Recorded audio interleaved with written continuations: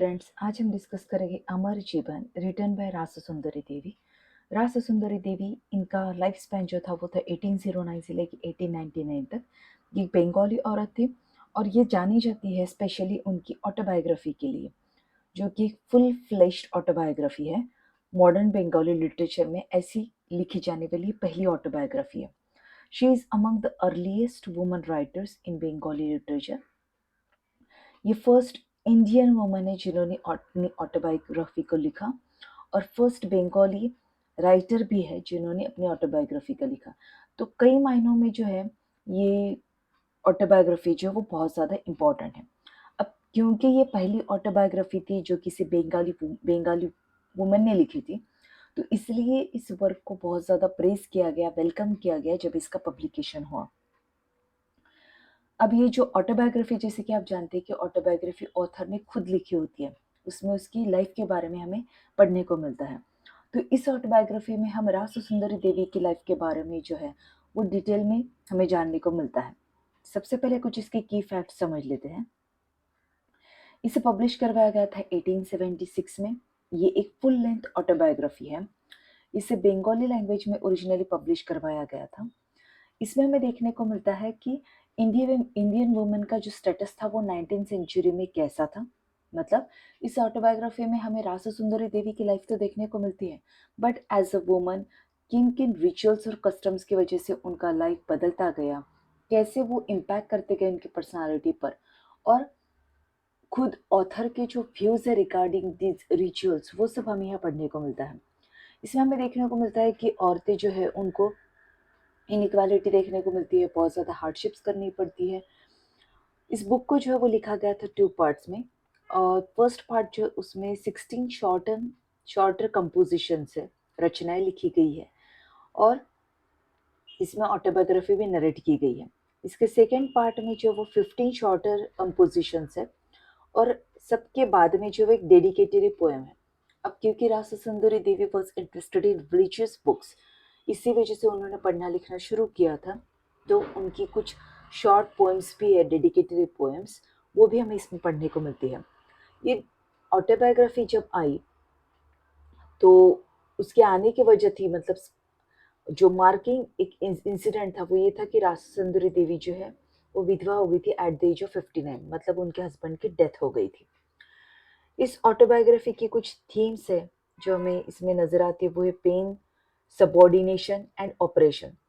अब पेन किस चीज़ का? Because the women has to suffer a lot in the Indian society in the 19th century, in the period of Rasa Sundari Devi, और बहुत ज़्यादा ऑप्रेस्ड पैट्रियर्कल सोसाइटी में वो फील करती थी। उन्हें सबॉर्डिनेट किया जाता था, मतलब they were not getting the primary position in any role. तो वो सब एस्पेक्ट्स हमें यहाँ देखने को मिलते हैं। So let's discuss the summary now. Chronicled her life by detailing her years of struggle. अब इसमें क्रॉनिकल किया गया, मतलब एक सीक्वेंस में जो है, जैसे इतिहास में क्रॉनिकल किए जाते इवेंट्स, तो वैसे एक सीक्वेंस में टाइम पीरियड के साथ में उन्होंने अपनी लाइफ में के कुछ इंपॉर्टेंट और कुछ ऑर्डिनरी ऐसे इवेंट्स, सिग्निफिकेंट एंड ऑर्डिनरी, ऐसे सारे इवेंट्स जो मेंशन किए हैं। हमें इसमें देखने को मिलता है कि उनके जो अर्ली ईयर्स थे लाइफ के, वो कैसे स्ट्रगल भरे हुए थे। As a survivor, as a child bride, जब बहुत ही कम उम्र में उनकी शादी हो गई थी, जब वो माँ बनी थी, एज अ वाइफ, एक मदर बोलकर, एक विडो बोलकर, और आखिर में वो हमें एज अ लर्नर नजर आती है। वो बंगाली लैंग्वेज में की फर्स्ट, मॉडर्न बंगाली लिटरेचर में की फर्स्ट ऑटोबायोग्राफर मानी जाती है। अब इसका जो प्रीफेस है वो एक बहुत ही फेमस लिटरेरी फिगर है, ज्योतिन्द्रनाथ टैगोर, उन्होंने लिखा है।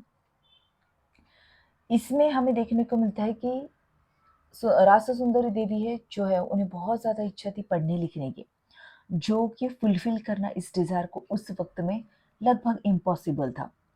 और जैसे उन्होंने अपनी ये इच्छा जाहिर की थी कि वो पढ़ना लिखना चाहती है, तो पब्लिक कंट्रोवर्सी जो थी वो सोचकर ही उनके शरीर पर जो वो रोंगटे खड़े हो जाते थे कि हाउ द पीपल और how the society will react, कि अगर वो ये बोले कि she wants to learn and write, मतलब आप सोचिए कि कैसा माहौल होगा उस टाइम पर।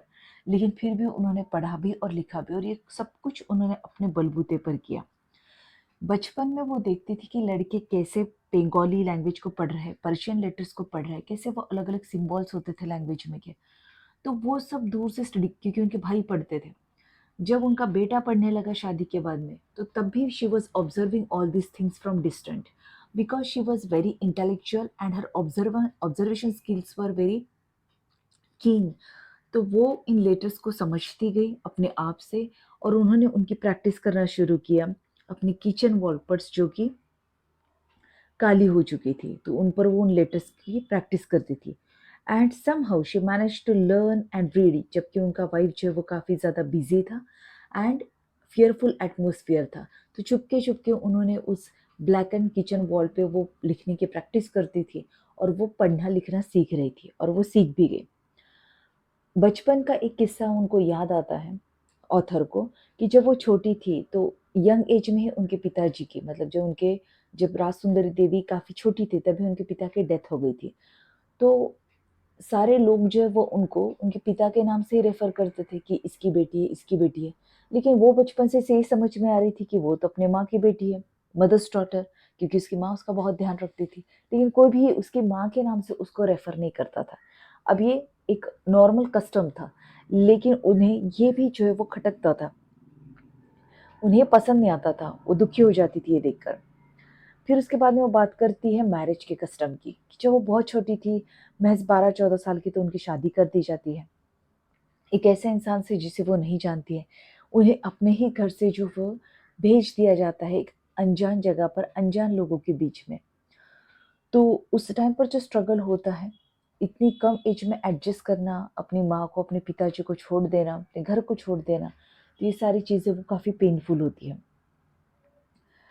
लेकिन वो ये भी बोलती है, इसका मतलब ये नहीं है कि जो सारी माल प्रैक्टिसेस थी, उन सभी से उसे दिक्कत है करके।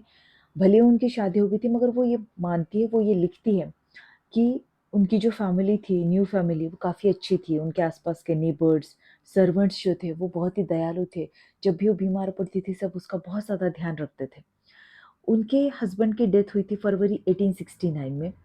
उस टाइम पर एक प्रथा थी जिसके बारे में वो मेंशन करते कि उनका जो हेड जो है मतलब उनके बाल जो है वो पूरी तरीके से निकाल दिए गए थे। कैन यू इमेजिन एक औरत के लिए उसके बाल कितने ज़्यादा इम्पोर्टेंट होते हैं। She can't even imagine herself her existence without hair, but because of that malpractice उनके बाल जो है उनका सिर जो है वो मुंडवा दिया जाता है, जिसकी वजह से वो औरत जो है वो बहुत ज़्यादा एक ट्रॉमा में चली जाती है। तो वो ट्रॉमा भी इस ऑथर ने जो है वो झेला था। जब उनकी माँ बहुत ज़्यादा बीमार थी और वो चाहती थी कि वो अपनी माँ की जगह केयर करे, कुछ समय के लिए उनके साथ में रहे, तो वो ये भी नहीं कर पाई थी क्योंकि वो अपना घर छोड़कर जो है, अपनी हाउस होल्ड रिस्पॉन्सिबिलिटीज़ छोड़कर जो है वो अपनी माँ के पास में नहीं जा सकती थी। इतने ज़्यादा रेस्ट्रिक्शंस थे औरत पर। लेकिन उनका सिंगल माइंडेड डिटर्मिनेशन कि ये जो सारी सिचुएशंस है जिसमें वो जीती है, उसे वो ओवरकम करेगी और वो जो चाहती है वो करेगी, वो पढ़ेगी, वो लिखेगी। ये जो सारी सिचुएशन है औरतों की, उनके लिए वो सब करने की वो कोशिश करेगी ताकि आने वाले औरतों का जो भविष्य है, उनको जो मिलने वाला फ्रीडम है, वो आज से कई गुना बेहतर हो। एक चीज़ थी जो इन सारी सिचुएशंस में उनके साथ में थी, वो था उनका भगवान के ऊपर का विश्वास। उनका स्पिरिचुअल फाउंडेशन बहुत ज़्यादा स्ट्रॉन्ग था। वो मानती एक भगवान का नाम ही ऐसा था, जो उन्हें सारी तकलीफ़ों में उभरने के लिए उन्हें मदद करता था।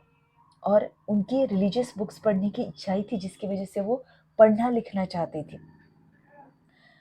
तो ये जो ऑटोबायोग्राफी वो बताती है हमें कहानी एक हाउसवाइफ की, जो कि एक प्रॉस्परस ईस्ट बंगाली ज़मींदार की बीवी होती है। इसमें हमें देखने को मिलता है, ये जो बुक है ये रिफ्लेक्ट करती है sad realities of the 19th century girl child, कि जब आप एक गर्ल के रूप में जन्म लेते हो तो आपकी लाइफ जो है वो कितने सारे अलग-अलग माल प्रैक्टिसेस की वजह से हैम्पर होती जाती है।